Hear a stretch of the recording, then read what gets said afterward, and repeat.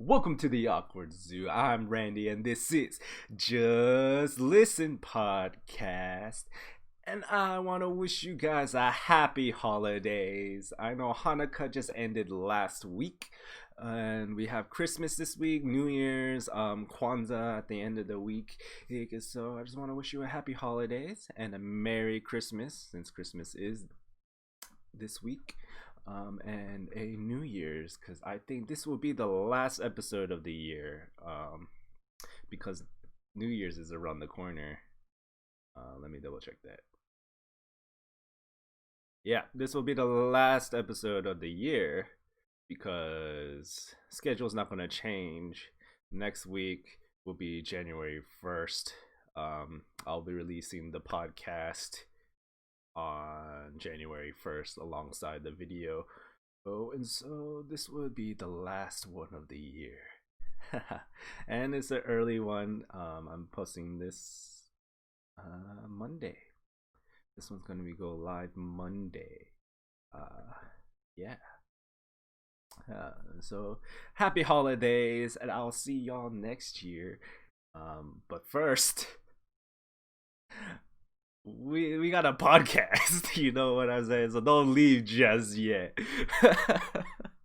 But updates.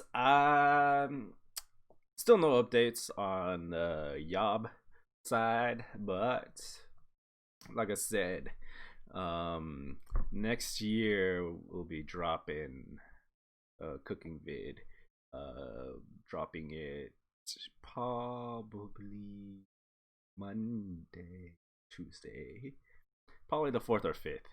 Be on the lookout around the 4th or 5th for the first cooking video. It's cold. It's really cold in Texas right now. It's been cold this whole week. Of the time I remember this recording. But yeah.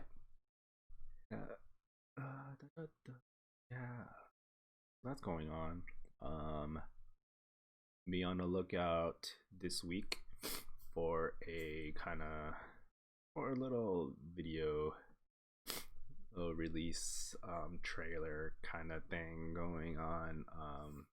It's not about cooking though. It's a little video kind of trailer snippet of my Twitch streams. That's going on this week. I'm not sick. I just have stuffy nose in the morning, like allergies in the morning. Especially when it's cold, I get a stuffy nose. So that's happening. But yeah. Let's see. What else is going on? Nothing much is going on. Twitch. Since this is going live Monday, I'll be on Twitch Monday, Tuesday, Wednesday of that week, and then taking off the weekend. So Monday, Tuesday, Wednesday, I'll be live on Twitch, and then I will still be on Twitch. I'll just be lurking as usual, but I won't be live for the rest of the week. But so I'll be live Monday, Tuesday, Wednesday. Probably for longer on those days. We'll see. Yeah. I think that's it for updates. Oh yeah, the new segment coming to next year. So the new segment that I'm adding, I'm calling it Flip the Script. And what it's about, it's about pop culture. It's about media, books, movies, shows, and it's about how flipping the script. Like, it's about discussing things in pop culture and in media and all that, and rewriting, flipping the script, interpreting it in a different way.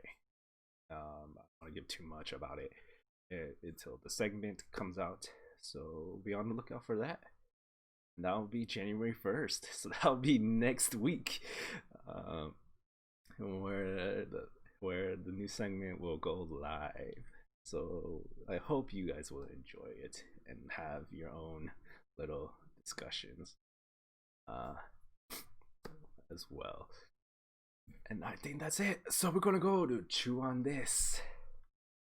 So this week's chew on this, we are talking about Christmas desserts. It is the week of Christmas,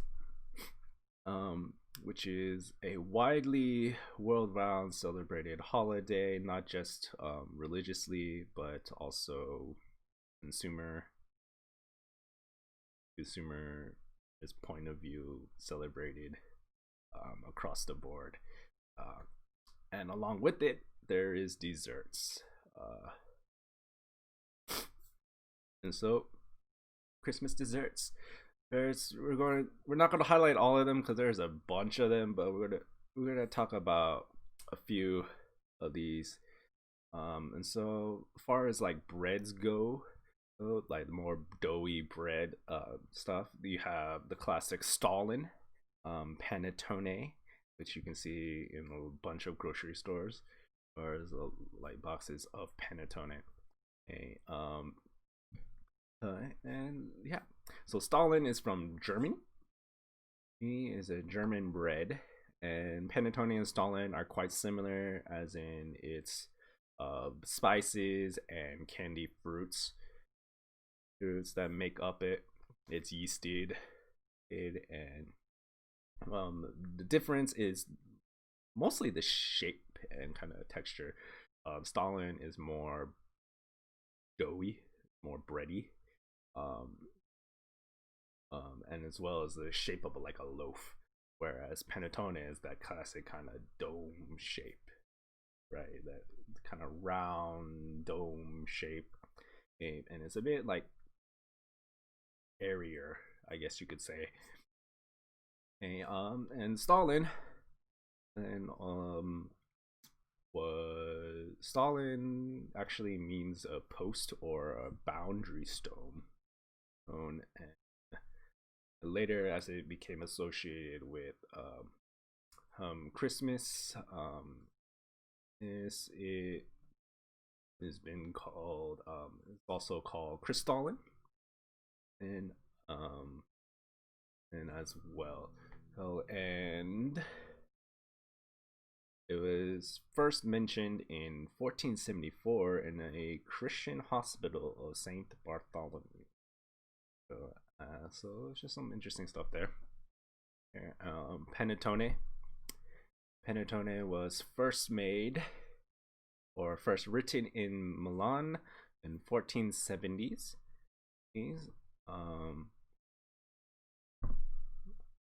And an interesting fact about panettone is that to keep its shape, it's actually cooled upside down. So to cool it, they flip it upside down. So, that's very interesting, and that's just to keep its shape. Continuing on, I'm gonna keep moving. Next, we have Christmas pudding, which is mostly eaten in the UK. But other names for it is plum pudding, figgy pudding, and this was roughly around the 15th century, and the plum in plum pudding generically refer to dried fruit. So like fruitcake, like these other Christmassy breads, is dry fruit, spices, and it was a way, because of that, is a way to preserve things, which is why they made these things.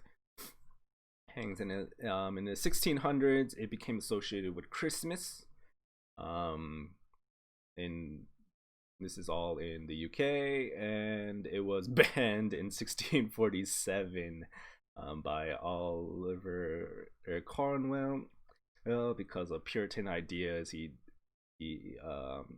banned a lot of things in the Christmas season, and then 1660, the Puritans kind of weren't in power, and all those things were kind of restored back, and plum pudding became a Christmas thing again. Other desserts around the world. Apparently, I did not know this. Apparently, in the Philippines, bibingka is seen as a Christmas dessert, and bibingka is like um, it's like a cake. It's a small cake made with rice flour and coconut. Uh, uh, and I used to make this at work. Towards the end, I used to make these at work, and yeah, apparently from all the websites that I looked up, at bibinka is like a Christmassy thing, which is quite interesting. And so moving on towards the next category of cakes. Um, so cakes is a big Christmas thing as well. And the most notably is the Yule log or the Bûche de Noël. And so that's supposed to represent. So the Yule log cake is supposed to represent the Yule log tradition. This is I got most of this from history.com. Also the kitchenproject.com and smithsonianmag.com. But yeah, so the Yule log, the actual tradition of the Yule log is a tradition in Europe, ancient Europe, around the Celtic kind of age, and it was the Yule log was used to welcome the winter solstice. And what they did is they go and find a giant log that they use to burn off like impurities, to purify, to bring in luck. And it was just so they will take this giant log and burn it and use it for the start of winter. On the shortest day, which is the winter solstice. Yes, and eventually they made the cake, which used to represent it, and slowly, like, the tradition slowly started changing as stuff became less prevalent, like fireplaces not being as big enough to hold giant burning logs. And like a bunch of other things as well. And so this tradition slowly changed. And it is thought that this cake was made around the 1600s because that's where ingredients needed to make the cake were kind of circling around. And so people think that this cake was made around that time as well. And what is a Yule log? A Yule log is a rolled cake, usually typically like a sponge, and is rolled, and then it is iced and decorated to look like a log, with meringue, mushrooms, and marzipan decorations. And then, but it wasn't until the 19th century the Parisian bakers, the popularized the cake. And of course, it's Paris, the baking center of the world, that popularizes the Bûche de Noël, as they call it in France. And then other traditions that aren't as kind of deep, like cake is very big in Asia. In Korea, Christmas cake is quite essential.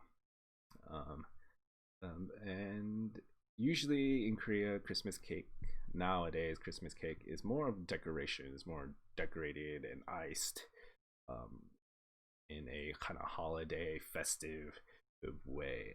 In Japan, cake is a big thing during Christmas time as well.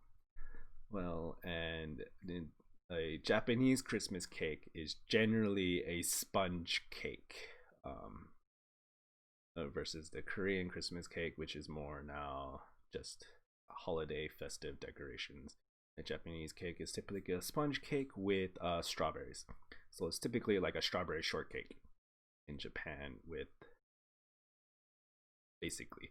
Um, but it's a white icing, white frosting cake, typically with strawberry. Sometimes it's a sponge cake. Cake is usually when you say Christmas cake in Japan. Usually that's what people think of.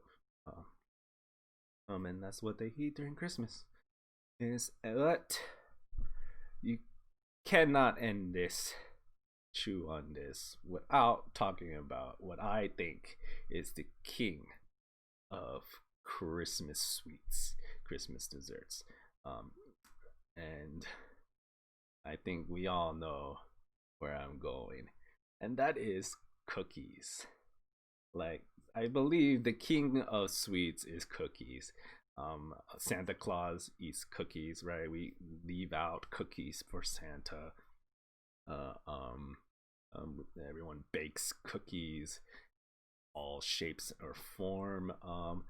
And when looking at like the list, like multiple websites of Christmas desserts, it will always have a bunch of cookies, a lot of cookies, particularly the sugar butter cookie type, because there's so many varieties, shapes of butter cookies. um but yeah, like sugar cookies, people bake sugar cookies, decorate them. um Also butter cookies, which are like, those Christmas tins, right? Those metal circle tins. In most Asian households, those tins are reused as sewing supplies, if you know what I mean. Uh, those hold butter cookies. Those were butter cookies. Those are butter cookies. Um, and so they come in a variety of shapes, sizes, and not only those types of cookies, but also Linzer, which is like a sandwich cookie, and like just a bunch of cookies that are just associated with Christmas, this holiday kind of season. And so, to me, cookies are the king of sweets for Christmas. There's just so many out there. This is like that list went on and on of all these different countries and their cookies for like this holiday season. It was quite surprising, because I thought it was just going to be like sugar cookies and like different types of butter cookies, um, which most of it was, but then it had like Linzer and all these other different types, and not just butter cookie. Uh, so that was crazy. That's a that was a trip for me. And so yeah, the king of Christmas sweets are cookies. No? And so that'll just wrap things up. Today's gonna be a short episode compared to the long one last week. Uh, but yeah, let's wrap things up. Um, so yeah, happy holidays. I hope you enjoy your holidays, although probably gonna be spending it a little bit apart um, this year. But I hope you have a happy holiday.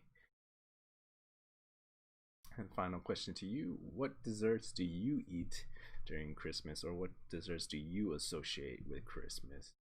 Is For me, I typically make rolled cakes. I don't make Bush Noel, but I do rolled cakes and kind of give those out. So like cakes, definitely for me. Cookies, I don't bake too much cookies. I don't really like decorating. It's just like, for me, decorating is like my art skill, which is like non-existent. It's like I would love to do it, but what's in my head and imagination does not come out right. So I kind of stay away from decorating. But yeah, uh, decorating. So for me, cake is definitely um, a holiday thing, and I like to make roll cakes for the holidays. Which I gotta start doing. Uh, so yeah, that's that's it for me. Uh, so let me know, what desserts do you associate with Christmas or this holiday season? And I will see y'all next year. Yeah. Um, so have a jelly day. I will see y'all next year. Bye.